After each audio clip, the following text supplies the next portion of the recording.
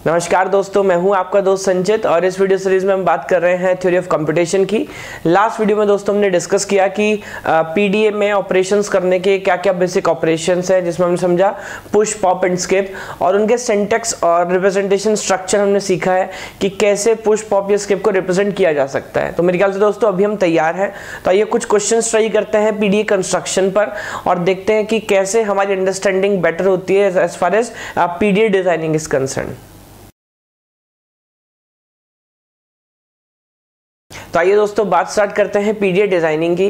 तो अगर पहली नॉन रेगुलर लैंग्वेज में लिखना चाहूँ तो अगेन एक लैंग्वेज हमें हमेशा प्रॉब्लम में रखती है, दैट इज a का पावर n, b का power n and let me say n is greater than equal to 1।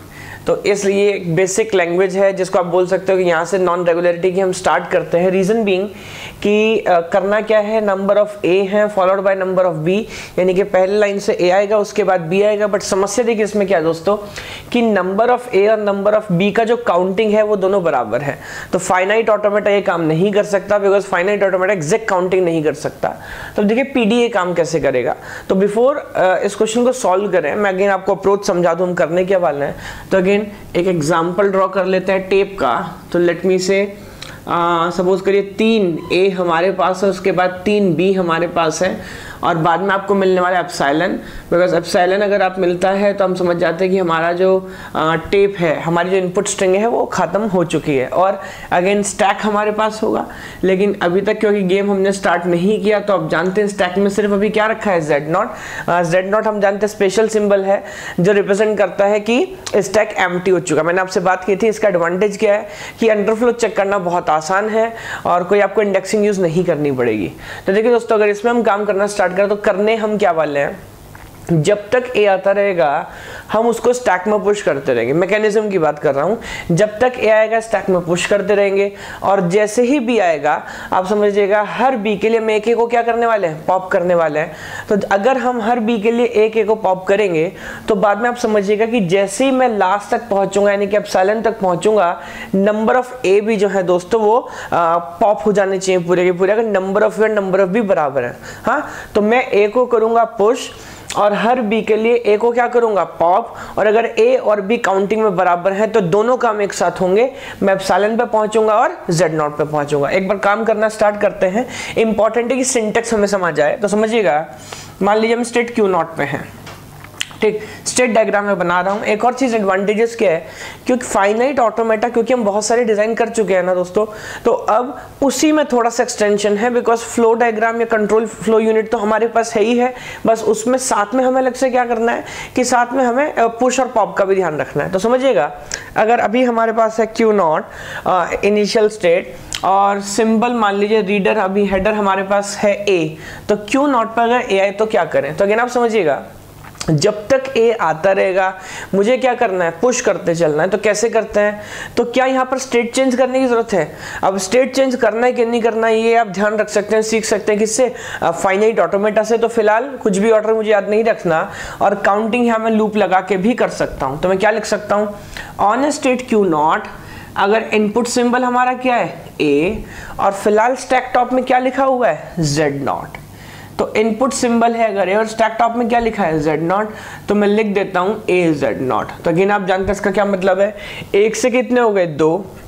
ये था स्टैक का पुराना स्टेटस और ये है स्टैक का नया स्टेटस। इसका मतलब अगर Q0 आता है और A आपने रीड किया और स्टैक टॉप में Z0 है तो स्टेट मैंने चेंज नहीं किया, मैं दोबारा कहीं आ गया हूँ Q0 पर, बट हमने क्या किया दोस्तों, पुश किया है।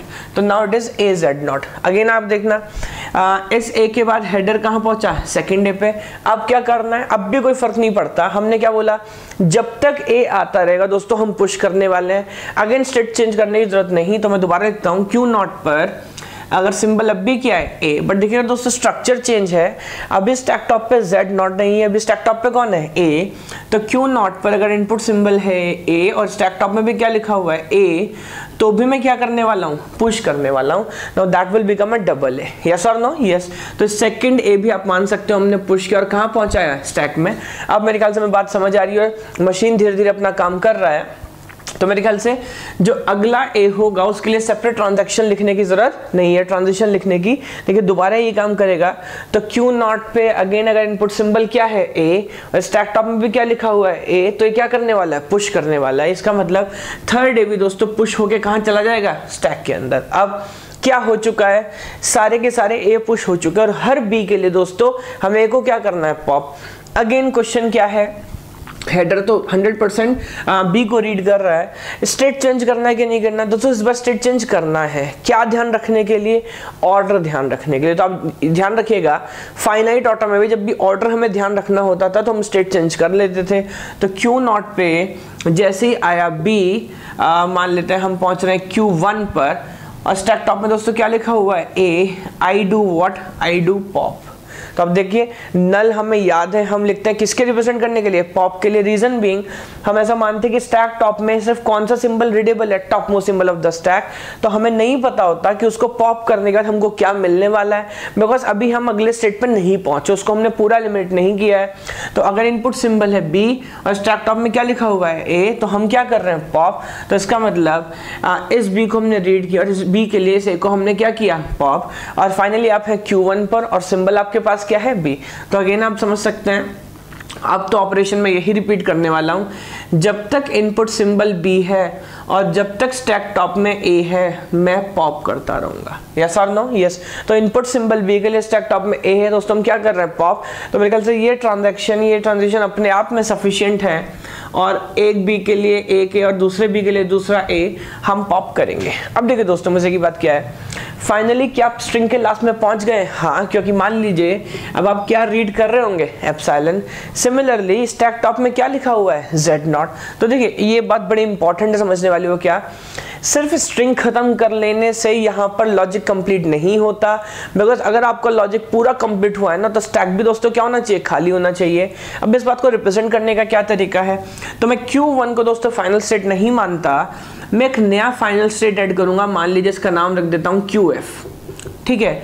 और QF में क्या ट्रांजिशन लेने वाला, तो मैं मानता हूं क्या, अगर इनपुट सिंबल क्या है Z0 और अगर स्टैक टॉप, माफ कीजिए एप्सिलॉन, अगर स्टैक टॉप में क्या लिखा हुआ है Z0, then I do what, then I do skip. करना मुझे कुछ नहीं है, मैंने स्किप कर दिया।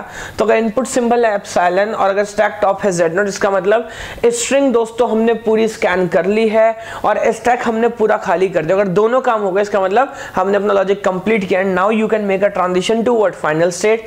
मैंने पुश किया कि पॉप किया कि स्किप किया, स्किप किया, तो ना Z0 के पास, ना Z0 को डिलीट किया और ना हमने कोई और काम किया। तो दैट इज हाउ हम फाइनल स्टेट्स को अगेन यूज करते हैं, बट फाइनल स्टेट एक तरह का स्पेशल स्टेटस यहाँ पर है।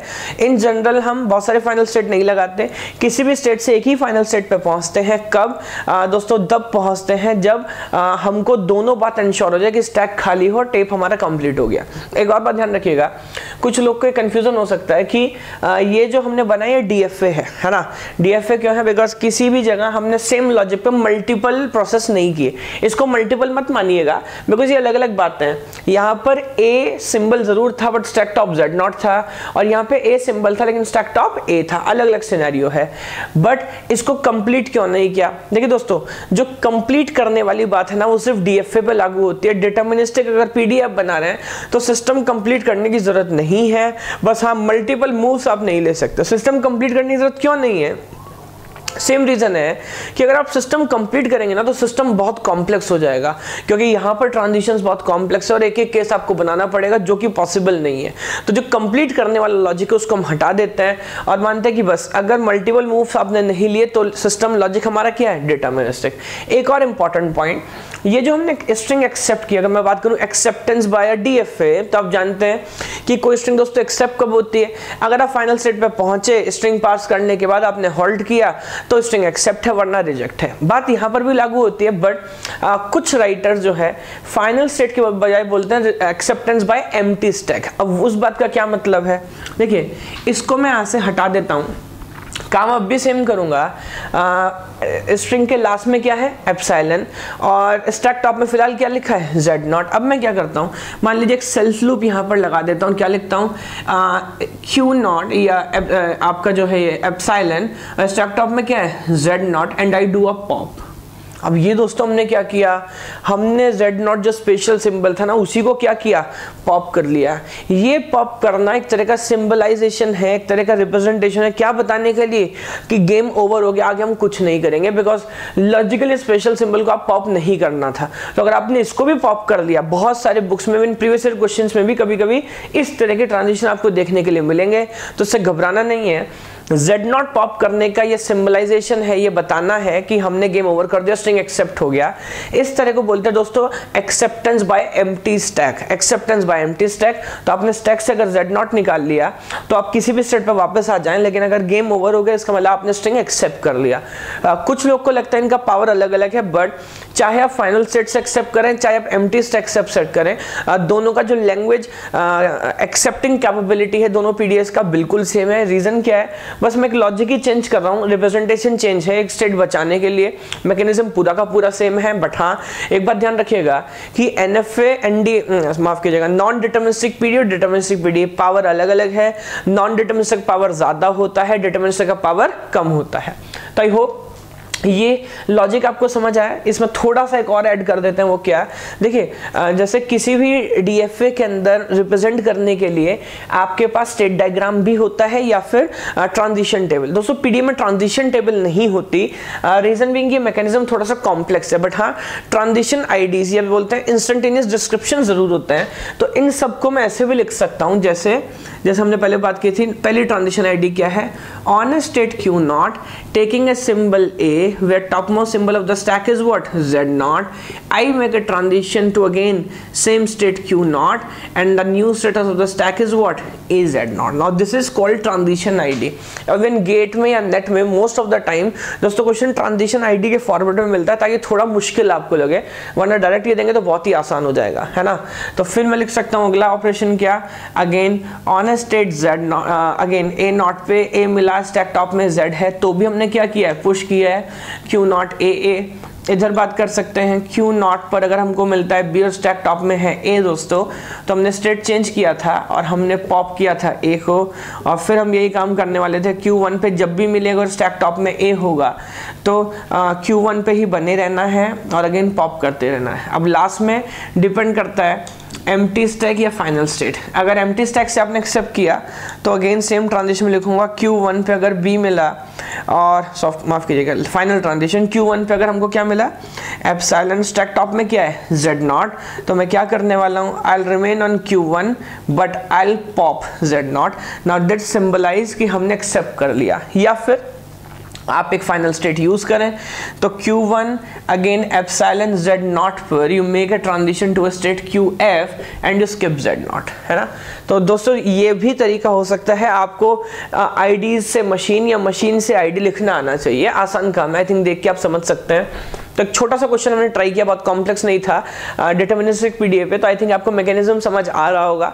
ठीक, आने वाले कुछ वीडियोस में दोबारा कुछ आगे क्वेश्चंस ट्राई करते हैं, सो दैट मैं आपकी अंडरस्टैंडिंग इंप्रूव करा पाऊँ कि भाई लैंग्वेज सीएफएल है कि नहीं। अब एटलीस्ट ये कंपैरिजन देख के इतना तो आपको समझ आ गया ना, एक आइडिया आपको सोचना पड़ेगा कि अच्छा मैं पुश करूंगा फिर पॉप करूंगा तो लैंग्वेज सीएफएल हो जाएगा, मैं ये काम कर सकता हूँ। जैसे फॉर एग्जाम्पल एक नया आइडिया देता हूँ आपको, क्या, लेट मी से a का पावर n b का पावर 2n।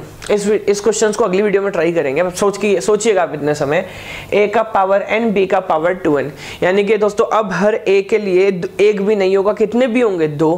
क्या इस तरह के लॉजिक को भी कंपेयर किया जा सकता है, और किया जा सकता है क्या उसके लिए पीडीएफ लिखा जा सकता है। देखिए इंपॉर्टेंट बात क्या नहीं है, ये मशीन बनाना, ये ट्रांजिशन आइडियाज लिखना इंपॉर्टेंट नहीं है। इंपॉर्टेंट दोस्तों क्या है, आइडिया सोचना। जैसे यहां पर हमने आइडिया सोचा कि अच्छा जब पहले ए आएगा तो उसको पुश करेंगे और फिर हर बी के लिए को पॉप करेंगे तो 1-1 कंपैरिजन हो जाएगा।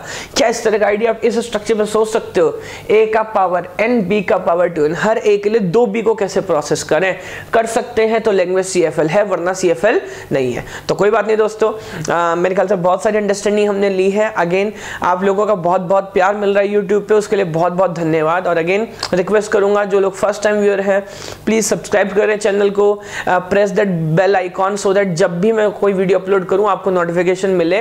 और जैसा आप देख रहे होंगे अभी मैं बहुत तसल्ली से कॉन्सेंट्रेट कर रहा हूं नॉलेज गेट पे, तो प्लीज़ वीडियो लाइक करते रहिए, अपने कमेंट्स देते रहिए, और नेक्स्ट वीडियो में इस क्वेश्चन और साथ में बहुत सारे क्वेश्चन ट्राई करते रहेंगे दोस्तों पीडीए पे। तब तक के लिए धन्यवाद।